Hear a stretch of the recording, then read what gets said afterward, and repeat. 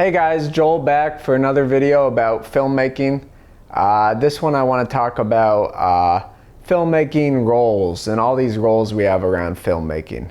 And a set could be divided into 100 different people with all the roles they have. You know, you got PAs, you have gaffers, you have assistant camera operators, you have assistant directors, you have second assistant directors, you have second units in some movies, you know, doing a whole different scene at the same time.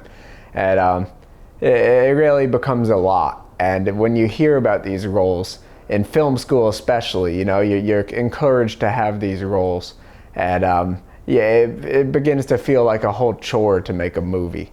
And the easier cameras get to operate, like modern cameras are so good with low light that if you like make a movie that's more grounded and naturalistic, you don't need artificial lights, you know. Modern cameras are so easy to, you know, so compact, even like the good ones, like mine is really small and you could handheld it really easily, you know. It's like you can, like, you don't need a freaking camera operator, you don't need somebody with an expertise in cameras. And soon enough you can make a movie alone. Like I made a feature-length movie alone myself. And once you realize that, you start to realize that you could become a jack of all trades. And I've had a lot of people ask me, like, Joel, if I want to just be a screenwriter, what do I do? Joel, if I want to be a cinematographer, how do I approach this no-budget filmmaking? And I think at the end of the day, the hard answer is you got to do everything, you know. You could wait around forever to find the person to direct your script. You could wait around forever to find somebody to ask you to shoot their movie. And it's great if you want to do these roles and you have a creative partnership with somebody who's like, you write, I direct, or you have somebody who's like, I want you to shoot my movies, and you guys create something together.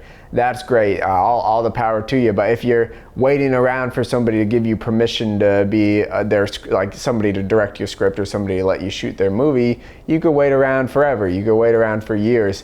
And the hard truth of it is you can make a movie now, and you might not feel like a director, you might not feel like a writer, you might not feel like a camera operator, but the tools are there and it's easy to learn. And your first one's not going to look great. The story might be a little shaky. Your acting might be bad if you have to be on camera too. Like I wasn't on camera for like probably the first like 20 years of my life. It was only in college that I started to actually be in my stuff, and then after college, like it really took over.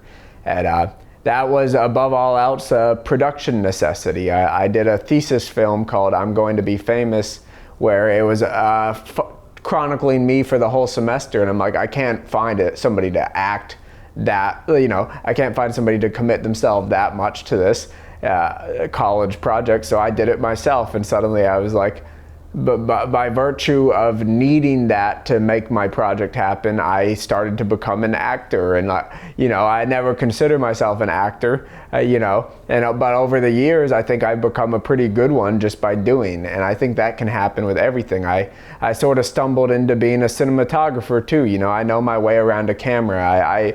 I stumbled into being a color grader. I know how to color grade now.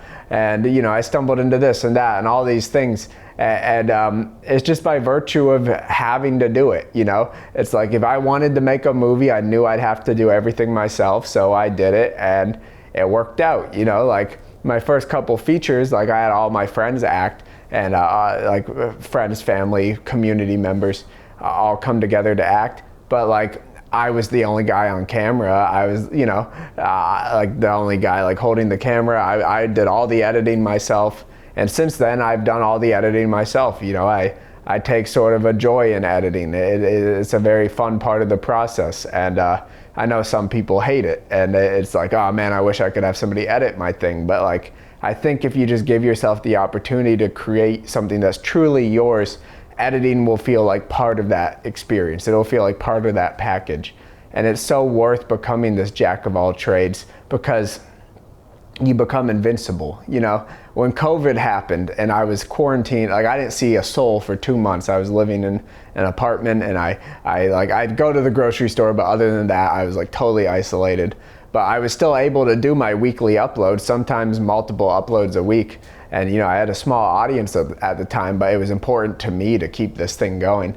And I had 14, 15 videos in a row that were entirely just me because I had this skill set, It didn't like freeze me dead that I couldn't see my friends and I couldn't do this. If anything, it invigorated me to like find new ways to create. I did this video, Joel House, which had like 10 of me on camera at once. I had a lot of fun. I did this dating series where I was playing men and women dating, and that was one of my favorite things from the time.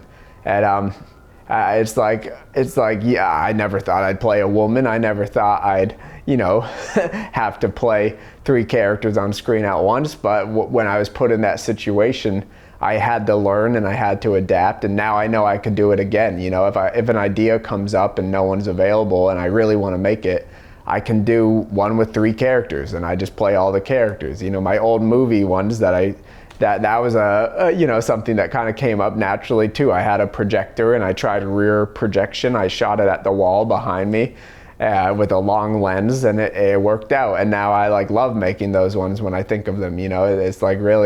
It's really fun to play all the characters, and I found a joy in something I never would have even really considered doing before. And I think if you limit yourself to this one thing that you're comfortable with and you stay in that comfort zone, you're gonna be stuck in that comfort zone. And if you're lucky, that works out, but more times than not, you're unlucky and you're waiting forever for somebody to make that comfort zone comfy, I guess is a good way to put it.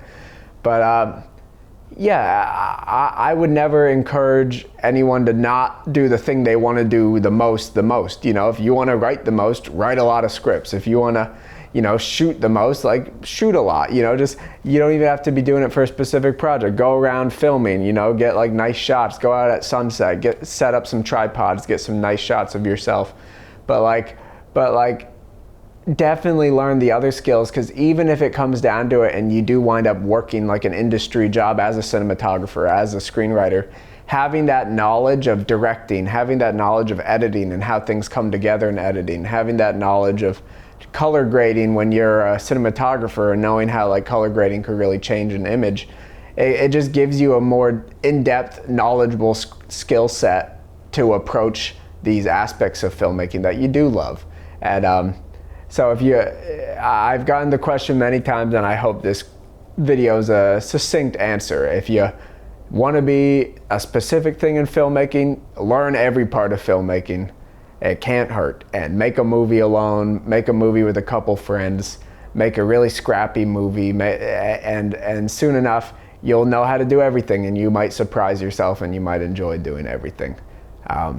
I hope that's a succinct answer. I love movies. One more video on filmmaking coming next week, so stick around. Thanks for watching.